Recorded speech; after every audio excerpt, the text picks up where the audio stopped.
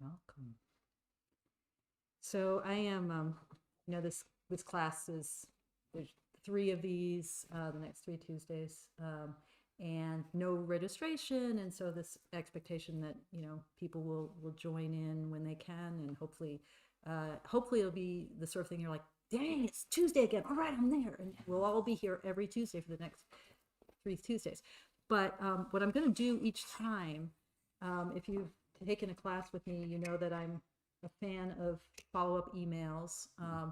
And it also gives me a way to send any materials that we might be talking about in class the next time, and just to be in touch with you guys, because, I want to feel the love all the time, the Dharma love with you all. So I'm passing around a sheet where you can write your name and your email, and that way you'll be in the loop, such as it is. And I'm blissfully feeling much better, but I got quite sort of, I don't know, I guess a cold. It's not COVID, I've tested.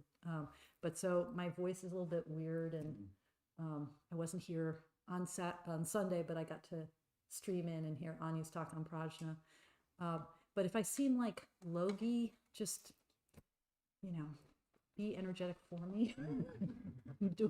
I'm feeling much better, and I'm like so thrilled to be feeling better. But anyway, what? Thanks for the check-in.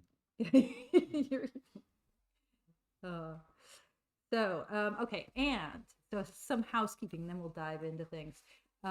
So this is a packet of, it has 3, I think we have enough. It has 3 pieces in it, and for some of us, having that extra reading is kind of enlivening. For some of us, totally not enlivening. I'm not going to be like doing exegesis of this stuff, but I wanted to give you some background. The first text in it we'll actually probably look at literally today together, which is just the first chapter of this really sweet little book by Tishman. Are people familiar with this? This is a book on the Heart Sutra. It's really lovely, just a lovely reading, and his first chapter is interesting and helpful, so we'll probably talk about that. And then the second part of it are 2 sutras from Lex Hickson's very poetic rendition of scriptures from the Prajnaparamita Sutras, like that literature that is central to our tradition of scriptures about the perfection of wisdom. And so there are 2 scriptures. One is Lex Hickson's translation of what we chant here twice a week, the hymn to the perfection of wisdom. I talked about it in my Dharma talk a few weeks ago, and it's a very different translation, so I thought it was helpful to have. And the other is another brief sutra dealing with the same material.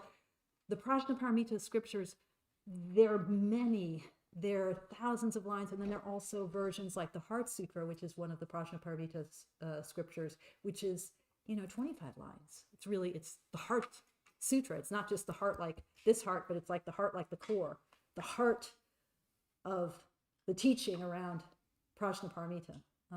So these sutras, they're lengthy, they're short, there are many of them, and they're all basically dealing with the same central question, which is the question of prajna, the question of wisdom.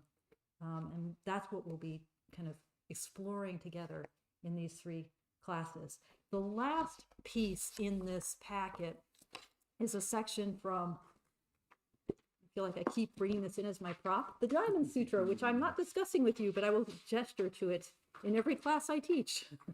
And it's a section from the Diamond Sutra plus Red Pine's commentary on that section. It's the section in the Diamond Sutra where where the Buddha and the Red Pine in his commentary talk about the teaching of the 5 mystic eyes.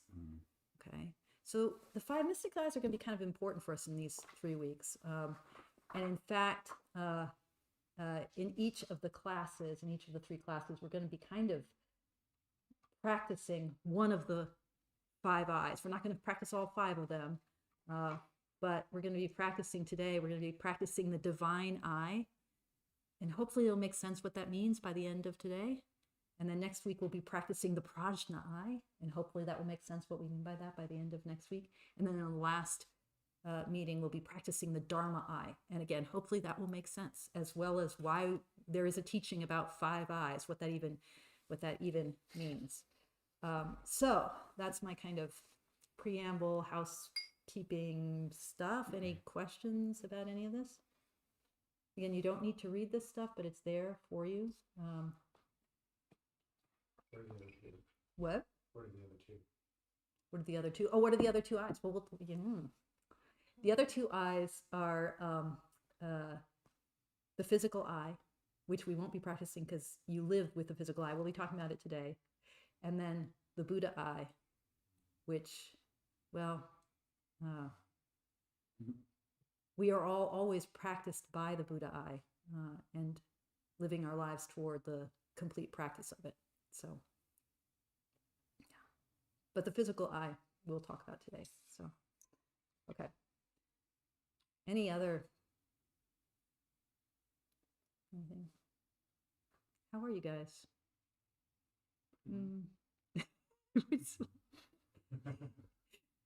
Yeah, sure, that's a positive. I'm glad this is happening too. I am so glad this is happening.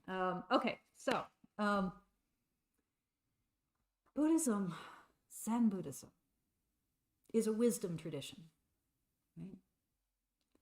It's a wisdom tradition through and through. And it's a wisdom tradition like the philosophy that Plato learned from his teacher Socrates is a wisdom tradition. It's a wisdom tradition like in many ways the Abrahamic faiths are wisdom traditions. It's a wisdom tradition in the sense of it's a tradition that is grappling with what I think is the deepest mystery. Of course, I would think it's the deepest mystery that a human mind can grapple with. I would think that because I'm a Zen Buddhist. I made my way here. And I taught philosophy before that, so I was kind of going at it through the philosophical route. The greatest mystery being, how do we know anything? In my last Dharma talk, I started with the provocative statement, you already have all the answers. And then I tried to demonstrate the truth of that statement by doing this projective technique, this, who was anyone here for that on that Sunday? Oh, so just a couple of you. So I was like, okay, so, well, I'll say it again. So you guys already know everything. You already have all the answers. Do you believe me? I asked this that Sunday, and most people didn't believe me. But do you believe me that you already have all the answers? No. No? Why not? I don't know. I don't know. You don't know. You don't know why you don't. Wait. I have a sense that I don't have all the answers. You have a sense that you don't have all the answers. Tochin, what do you know? Tell me something you know. Tell me something you know. Fundamentally? Answer it. Don't be too clever about the question. Tell me something you know. I'm here. Okay, how do you know that? I'm experiencing it. What does that mean? I have a sense. There's some sort of engagement that I am interacting with that seems to be a me and a set of things, and there's a play that's happening there, and that thing changes from time to time, and Okay. Wait. That just stop right there, Buster. Looking for something to throw at you.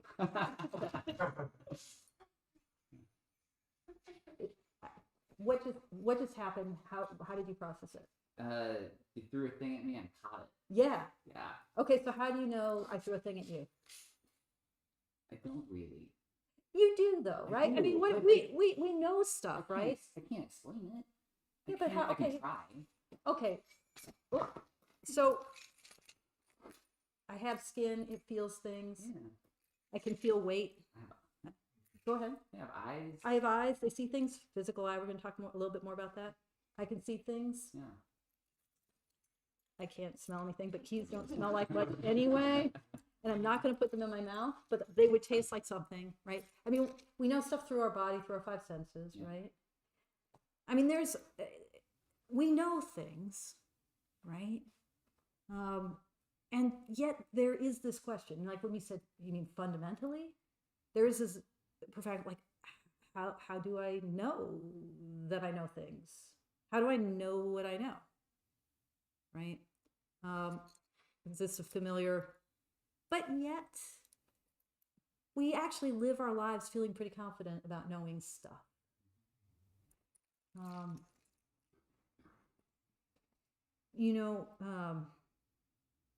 We could be wrong, but we live our lives pretty confident that we know stuff.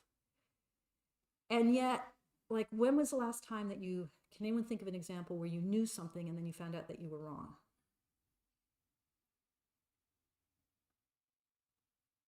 I'm sure this has happened. Can anyone think of an example? It can be very simple. It can be we were talking about empirical knowledge just now, the knowledge that we have through our five senses, through our physical, through our embodiment. So it can be, go ahead. Oh, getting a question wrong on an exam, being confident. Okay, so can you, okay, was it the exam? Maybe a chemistry exam, for instance. Maybe a chemistry exam, was this? Okay. It's happened many times. It's happened many Sure, times. I know this is Okay, yeah. Okay, and so how do you process that when you're sure of something and then you discover it was wrong? How do you work with that? In that case, what happened? Like, did your entire universe collapse? Disappointment, yeah. Were there things about the way you studied or the way you accessed the information that might have been something that needed changing? Probably. Actually, the example that I'm thinking of, it's like there's subtleties that were missed. Subtle. I like the passive voice there. Subtleties that were missed. I mean, it's hard. It's hard, right? Because, and here's the thing about knowledge, right? Knowing something, there's this subject and there's this object. And so when we think that we know something, then we discover that we were wrong. It's not just that our understanding of the object has to be redefined, but sometimes it's also like the understanding of who I am has to be redefined, particularly with things that we think we know that have kind of weightiness to them, that have import to them. And again, we're talking here about stuff where we can find out that we were wrong. So we're talking about empirical knowing, right? Where there can be something that I have a hypothesis or about the world, like, oh, it's cold out. I'm sure it's cold out. And then I go outside and no, it's not cold out. I can test that hypothesis, right? There's also this kind of knowing that may even be more, what do I want to say? I mean, if I go outside and I thought it was cold and it's not cold, I reassess what I think about the outside, but my self-image is pretty much intact. I don't like, and if I get answers wrong on a chemistry exam, in my case, as a freshman in college, that happened, and I was like, oh, I guess I'm not going to be pre-med. It's too freaking hard. So it did affect my understanding of myself, but it was not like earth-shattering. Like, nobody really thought I was going to be a doctor. That was not, right? But there's also a kind of knowing that might be more unsettling in our sense of self. And I think here about the distinction that happens in a lot of languages, but not English. Like, anyone here know Spanish or French or something and know about the two verbs for knowing in those languages, saber and conocer, or no? Anyone? Oh, usually there's someone who can back me up on this. Yeah, well, that's in Spanish, but oh, that was Spanish. That was what was Spanish with a bad accent. See, there's something I thought I knew, but yeah, there you go. So this thing that languages other than English often do, where there's the knowing, like in French it's savoir, like the knowing, you can know facts, you can know things about the world. I know that something da da da da. I know that it's cold outside. That savoir or saber in Spanish is also the verb that you would use when you talk about not just knowing that something, but knowing how to, like, do you know how to ski? Right? So it's this kind of knowing that's about my orientation toward the world. action objects. Right? But there's this other kind of knowing. So in Spanish, it's conocer or connaître in French, or kennen in German. A lot of languages do this. English doesn't really do it. But it's the kind of knowing where it's like, I know a person, like being familiar with, being acquainted with. Ken. What? There's a word for it, to ken. Well, and ken comes from kennen, comes from the German. It's the same root. Yeah, to ken, You exactly. just don't use it. We just don't use it because English, right? That's a little bit different. Like, how do I become acquainted with the world? When I say, I know my husband, and then he does something that's completely mind-boggling, did I really know him? Yes, It's new. it's new. Grok. Yeah, actually, that's new, but not so new because it's New to me. yeah, it's Heinlein knew it. Yeah, to grok something, like to know it's like to be intimate with it, right? And when we discover that what we thought we knew, we didn't know, in that sense, that's pretty unsettling, right? So this is about like our relationship to our world. How do we do that? How are we able to form this understanding that I'm me and the world is this way? How do we ken the world? How do we become intimate with it? And how do we know, oh, this is a clock? How do we saber? How do we know it in the sense of knowing a fact or knowing how to do something? How do we do that? And, you know, the history of philosophy asks that question all over the place. And I super duper, especially if your mind cranks this way, I super duper encourage you to like go down this route of saying, how do I know? How do I know I'm awake and not dreaming? How do I know I'm awake and not dreaming? Andy's like, I don't. Right? How do I know? Like the French philosopher Descartes really pushed this. He's like, okay, I'm probably not dreaming, but how do I know that there isn't an evil demon out there who is manipulating all of my sensory perceptions so that I think that things are this way when they're really another way? How do I know that there isn't like some evil force out there, some democratic cabal out there that's manipulating? I mean, this is the stuff of conspiracy theory. We don't even have to go back to Descartes for this. This is like, how do we know that there isn't some manipulation of everything that we take in so that we are being fed lies? How do we know that we're not living in the matrix? How do we know? So you can go down that path and ask the question of like, how do I make my understanding certain? And the root of Western philosophy and the scientific method and all of that kind of, all the stuff that gave us things like, clocks and computers and, whatever this orb is, all of that stuff of that path comes out of the path of saying, let me make sure that I'm right about what I know, because how do I know? But I think, and this is where I think our practice is even more fascinating, is not wondering about the ways we get knowledge wrong, but actually being astonished by the way we get knowledge right. That we are intimate with our world. How is that possible? How is that those magical moments of intimacy and connection possible? Now, when I gave my Dharma talk a couple weeks ago,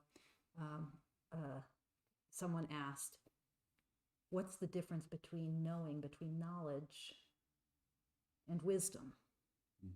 Pointing out that you can know a lot, whether in the sense of ken or knowing like saber, like how to or that something is, but knowing doesn't make you wise. So what's wisdom? Do you guys have a sense of what wisdom is? Does that word mean something to you? what would that distinction between knowledge and wisdom be? Wisdom's ability to put it all together, to see it as a whole. Oh. Yeah, wisdom has something to do with wholeness. That's nice. Remember, Brenna? Okay. Yeah, wisdom has something to do with wholeness. I don't know if I subscribe to it anymore, but when I was younger, I was told that wisdom is knowledge in action. You can know how to do a lot of things, but if you can't implement them, Yeah, wisdom is then knowledge. it's just Yeah. words Okay. in a book or something. Okay. I mean, the history of, like, philosophy, the scientific method, right? That is a history of humans trying to figure out, like, is my knowledge reliable, so that I can do something with it. Were you gonna say something? Yeah, and so to kind of play off of this a little bit, that knowledge is like wisdom is something you can even intuit. Like you can not actually know something, but still recognize something enough to interact and take good action. You know something, and that sort of like trusted intuition, I'd also call that wisdom. Like I can't explain fundamental.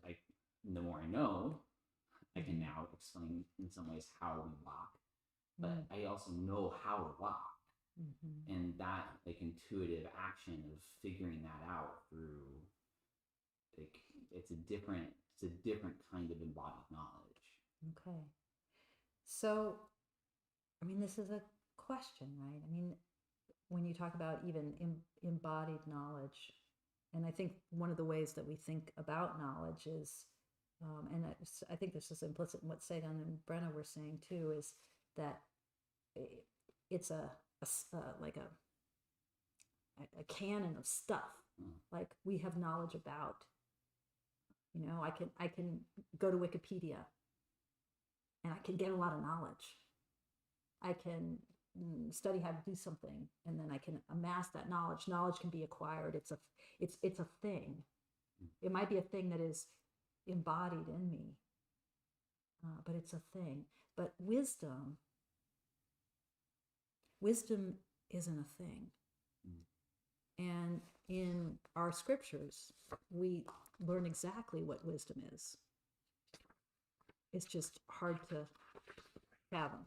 And that's kind of what our work is for the first of, or I guess the second of our handouts.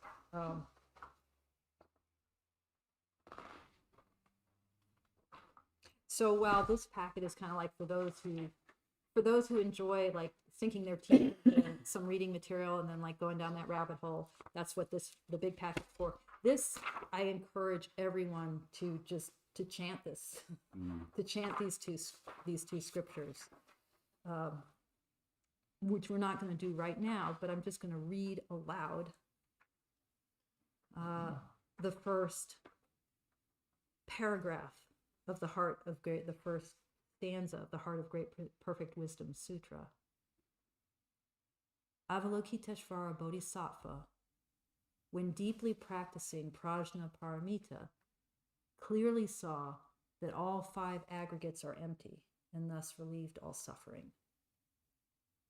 Okay, so who is Avalokiteshvara Bodhisattva? It's a bodhisattva of compassion. Okay, so we have the Bodhisattva of compassion, and what are they doing? The Bodhisattva of compassion is notoriously non-binary in their gender, right? Avalokiteshvara usually gets masculine pronouns. Kanzeon Bodhisattva, aka the image up there on our altar in the front room, typically gets feminine pronouns. So anyway, okay, Bodhisattva of compassion, they has a lot of arms, a lot of eyes. What are they doing? Practicing prajna. So the phrase Prajna Paramita means, gets translated often as perfection. Prajna is wisdom. So the bodhisattva of compassion is practicing the perfection of wisdom. What the heck is that? So unlike knowledge, wisdom isn't something we acquire. It's a practice. It's a practice. What is that? I mean, does that, when I was thinking about this morning, I was like, wisdom is a practice. Like, whoa. I don't know, maybe I'm just weird. That seems extraordinary because we think about wisdom as kind of like knowledge, but better than knowledge. Like if your knowledge was really good knowledge, you'd be wise.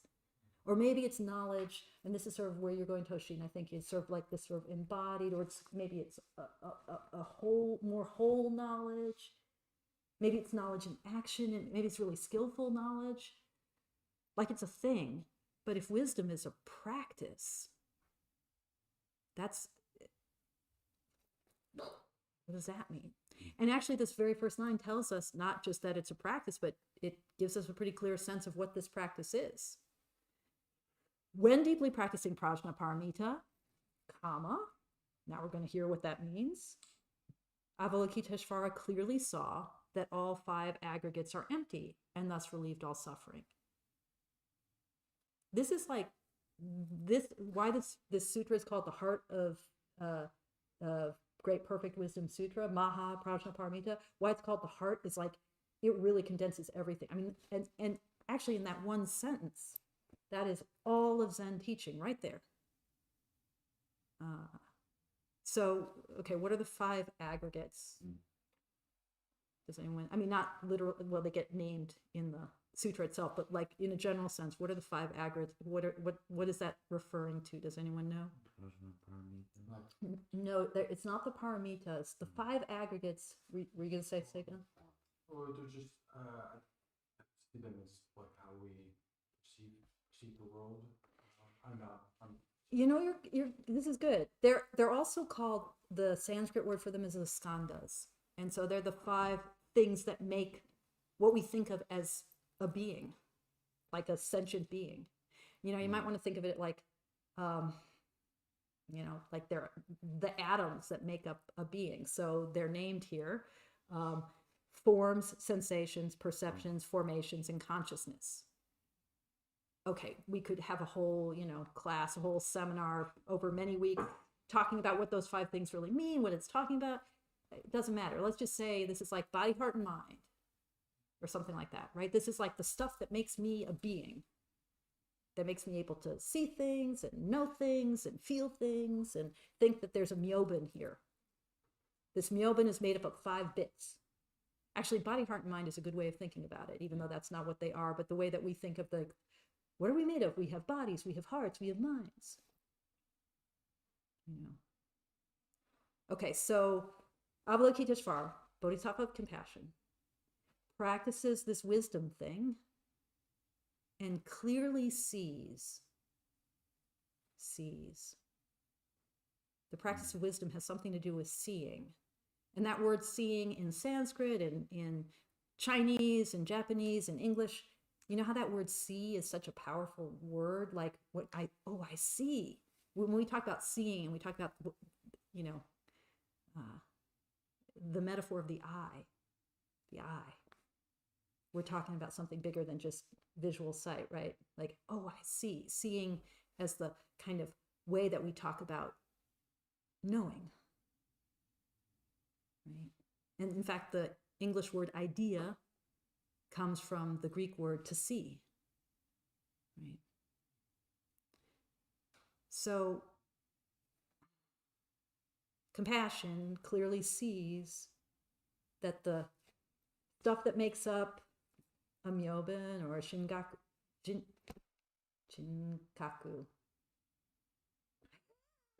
get your name right, or a Gerald, or for any of us, clearly sees what? That these 5 aggregates, these things that make up a being, are empty. Okay, so the practice of wisdom is the practice of seeing emptiness. And why is compassion practicing that?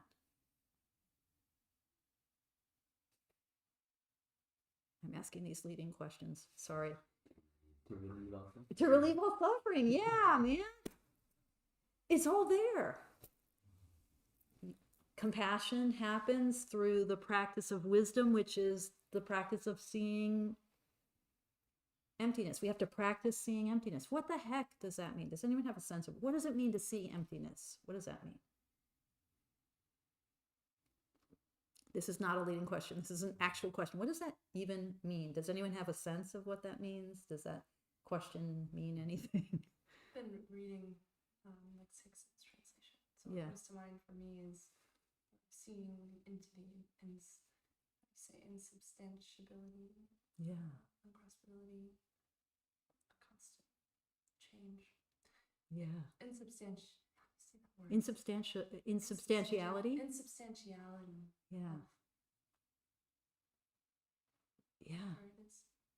Yeah, seeing the insubstantiality of things. So you use some other words with that too. What does that insubstantiality mean to you? The lack of an inherent self nature. Yeah. The lack of it. Yeah, the lack of an inherent self nature. Can we let's unpack this? Andy's nodding. Yeah. I think it means dependent origination. Yeah.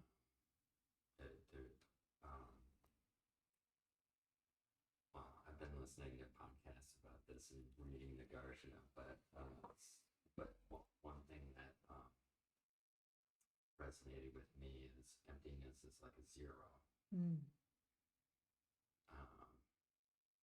It only has meaning in relation to other things. So Yeah. it's not that it doesn't exist, but there's nothing originates from itself. It doesn't. Yeah. Nothing originates from itself. Yeah. Everything hangs on everything else. Let It gets to take my hat. the reading. Yeah. Yeah, let's look at how Thich Nhat Hanh describes this beginning too. And this is a lovely little passage, and we're just going to read it all. This chapter that begins interbeing. And maybe we can go around and sort of whoever is willing to start. You see where I am on that? Okay, whoever is willing to start, read a paragraph, and then we'll go to the next person to read the next paragraph. So this is just a few short pages. So is anyone willing to start with "If You Are a Poet"? Yeah, Teshin. If you're a poet, you will see clearly that there is a floating cloud on the sheet of paper. Without a cloud, there would be no rain. Without rain, the trees cannot grow, and without trees, we cannot make paper. The cloud is essential for the paper to exist. If the cloud is not here, the sheet of paper cannot be here. So we can say that the cloud and the sheet in the paper inter-are. Interbeing is a word that is not in the dictionary yet. But if we combine the prefix inter with the verb to be, we have a new verb, interbe. Without a cloud, we cannot have paper, so we can say that the cloud and the sheet of paper inter-are. Would you want to read the next? If we look into this sheet of paper even more deeply, we can see the sunshine in it. In the sun, if the sunshine is not there, the forest cannot grow. In fact, nothing can grow. Even we cannot grow without sunshine. And so we know that the sunshine is also in this sheet of paper. The paper and the sunshine inter-are. And if we continue to look, we can see the logger who cut the tree and brought it to the mill to be transformed into paper. And when we see the wheat, and we see the wheat, we know, is that right? Mm-hmm. Yeah. We know that the logger cannot exist without his daily bread, and therefore the wheat that became his bread is also the sheet of paper. And the logger's father and mother are in it too. When we look in this way, we see that without all of these things, this sheet of paper cannot exist. Looking even more deeply, we can see that we are in it too. This is not difficult to see because when we look at a sheet of paper, the sheet of paper is part of our perception. Your mind is in here and mine is also. So we can say that everything is in here with this sheet of paper. You cannot point out one thing that is not here. Time, space, the earth, the rain, the minerals in the soil, the sunshine, the cloud, the river, the heat, everything coexists with this sheet of paper.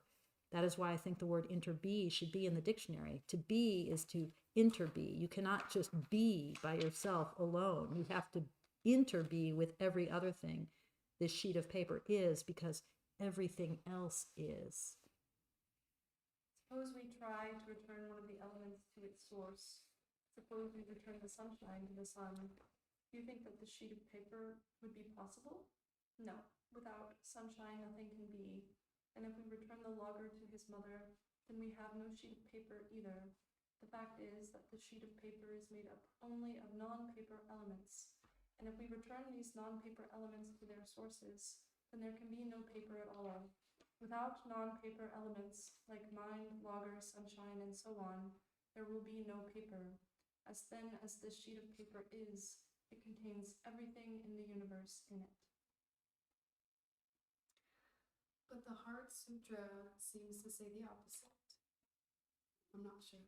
Oh, that's good. Avalokiteshvara. Avalokiteshvara tells us that things are empty. Let us look more closely. Okay. So, what is this interbeing all about? What does it mean? What do you guys get from this? Why does Thich Nhat Hanh say everything's in this paper? Because it's comprised of all these different, from all these different things, objects, perceptions that comes together. And this bit that he says, I mean, he's describing what Andy named as dependent co-origination, but in a way that's much more, well, it's the language of the poet. It's also the language of science, right? We're used to hearing things like everything's interconnected in a scientific setting too, that we can see it all here. He's pointing out, not just that everything's interconnected, but you can't actually take the sun out.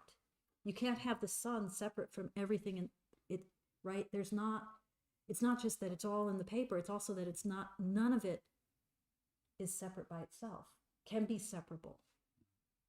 So that sense of, the inability to get to a kind of enduring and abiding self, like a Myobun that's apart from everything else, doesn't exist. So Thich Nhat Hanh closes this chapter with his little kind of wink, like, I'm saying that everything's in here, but isn't the Heart Sutra saying the opposite? Isn't it saying that everything is empty? And his point is going to be, everything being together is the same thing as saying that things are empty. Because I can't pull a sun out. I can't pull a Myobun out. I can't pull the logger out and have it stand alone. The cheese does not stand alone. It can't stand alone, right? So in that sense, he's saying, it's empty. It's empty of a separate and permanently abiding self, okay? So let me just pause for a second and say, does this description of things make sense? Do you go like, oh, I can kind of see that? Or is it like, no, that doesn't make any sense? Is it kind of like saying like everything is connected? Like if you, yeah, okay. Does that make sense, Colin? Yeah, I mean, I was kind of like tracing back. I was like, trying to like think of how many things would be related to just that sheet of paper. And it's like, where you could think of anything. You could think of anything. It's like people being related to Kevin Bacon. Isn't there that whole 6 degrees rule? But we know this. I think this has become. I mean, Thich Nhat Hanh wrote this. I don't know, back in the 90s. I think. I think we know this truth very directly in common parlance now through climate change. Like we know, I might take my garbage. I might take my garbage and put it over here and throw it away. But it's not really away. Like everything is actually interconnected, right?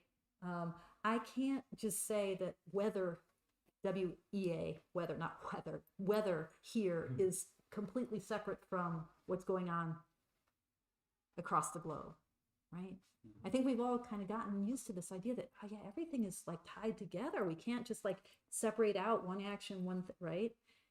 And when we might try to do that, we might provisionally do that, but if we ponder it enough, we see how everything is interconnected. Yeah. We don't have to go over this if this is too much of a Yeah. tangent, but I've always been hung up on this. He says the whole universe. Can you tell me how that clock is? Okay, so Yeah. okay, so here's the thing, and this actually is.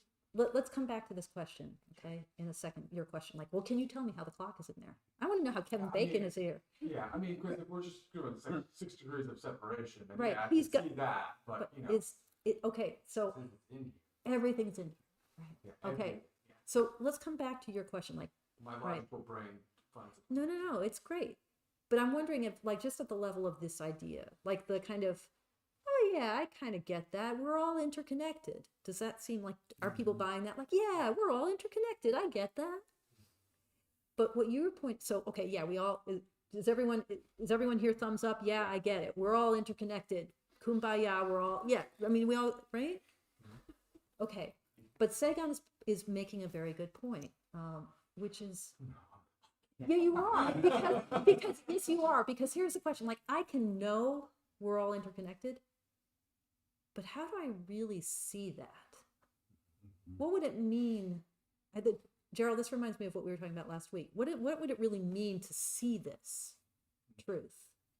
Like, what is that? Like, does that mean that I do the mental gymnastics and say, well, how is the clock connected?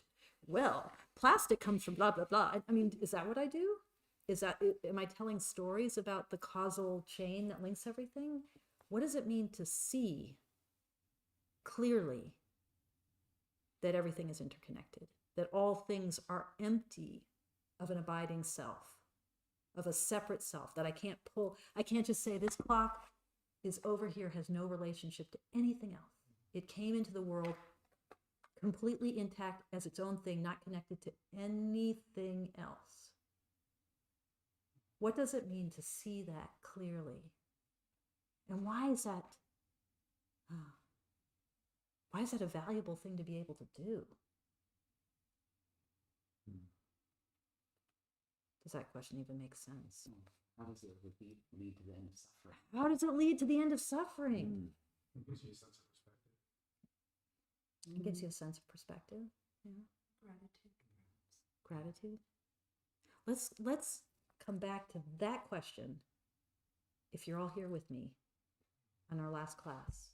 But that is the question. How does this lead to the end of suffering? Why is this the central practice? Because that's what I want to say. The central practice of our tradition is the practice of prajna. Why? Why is that so important? And I also want to say that it's because all of us implicitly practice prajna, even without knowing it, that we know things that we're able to know at all. It's because we are all implicitly practicing this sense of interdependence, this sense of interconnection, that we all are actually living interconnected, interrelated lives, that we're all in intimacy with each other and everything all the time, all at once. That's how come we know things. But I'm just saying that for now, and I'm not going to prove it. So we'll see if by the end of our 3 weeks together, if you're still with me, whether you buy what I just said. But yeah, how does this relieve suffering? How do we even do it? So let's talk about the 5 eyes. So what I'm saying here is that prajna, the practice of prajna, has something to do with what it means to see emptiness. Okay? That the practice of prajna is the ability to see emptiness, and in seeing emptiness, to relieve suffering. So that idea is embedded in the notion of the 5 mystic eyes, which, and we won't look at we'll look at this next time, but I lost too many darn handouts here. On the back of this handout, the key handout that has the Heart of Great Perfect Wisdom Sutra is the Hymn to Perfection of Wisdom. And one of the things that is said about the perfection of wisdom, who, like the bodhisattva of compassion, the perfection of wisdom is a personified deity that we venerate. She's sitting to the left of the Buddha. That is Mahaprajna Paramita. That is the great wisdom mother. That is the perfection of wisdom right there. There she is. And we're told that she manifests the 5 mystic eyes. So what are those 5 mystic eyes? It's not like 5 separate eyes. It's like 5 facets of seeing. Okay. So the teaching of the 5 mystic eyes is that the first of them, if you think about these as facets of seeing, and that as we practice seeing clearly, which is what's at the center of our tradition, I want to see clearly. I want to like squeegee off my third eye. I want to see clearly, right? Center of our tradition. As we practice that we move from simply having the capacity of the physical eye to having the capacity of the divine eye, to having the capacity of the prajna eye, prajna with a little p, we might say, not the great big prajna eye, to the practice of the Dharma eye.